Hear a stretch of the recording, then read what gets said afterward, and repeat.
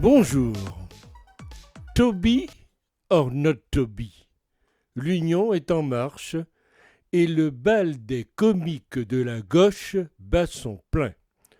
L'objectif de ces soi-disant candidats n'est pas de gagner ni de gouverner, tout simplement de recruter des soutiens en profitant de ces élections, si possible gratuitement.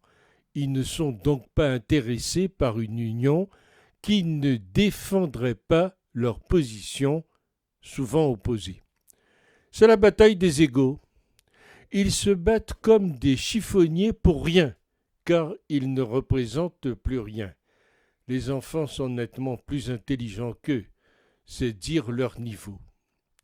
Jadot reste le moins clivant d'une gauche qui se veut utile, mais les insoumis se confortent dans l'indignation vociférante.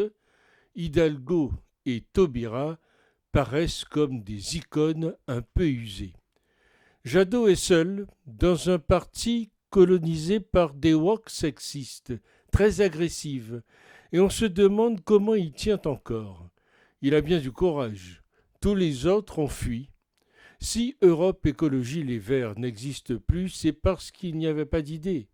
La nature a horreur du vide et la gangrène a pris l'espace. Le même phénomène se passe au Parti socialiste. On l'a vu avec Anne Hidalgo ou avec Audrey Pulvar. La première mise à l'amende pour sexisme et la seconde voulant faire taire les Blancs. L'électorat est parti parce qu'il n'y a plus rien là. Ces branches sont mortes. Taubira, c'est pour le bien commun. Rassemblez-vous tous, mais derrière moi. Elle veut une primaire à gauche à condition que les autres se désistent pour elle.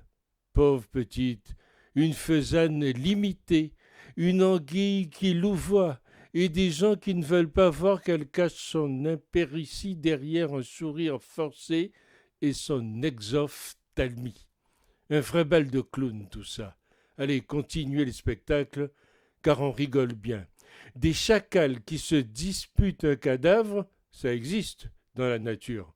Et maintenant, on le voit aussi en politique. La carte Taubira a battu, en désespoir de cause, vendredi dernier, l'ancienne ministre de la Justice se voyait rêver en joker ultime par toute une partie de la gauche. Mais pour l'heure, l'initiative a toutes les peines du monde à séduire, car si personne ne parvient à se détacher du rang, aucun des candidats évoqués ne compte lâcher l'affaire et se rallier au panache blanc de Christiane Taubira.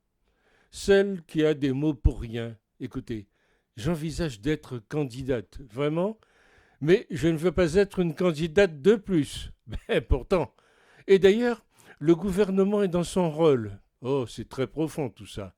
Et dans le domaine du comment parler pour ne rien dire, là, c'est la grande classe et ça nous manquait. Mais parlons de la gauche. Qu'est devenue la gauche ?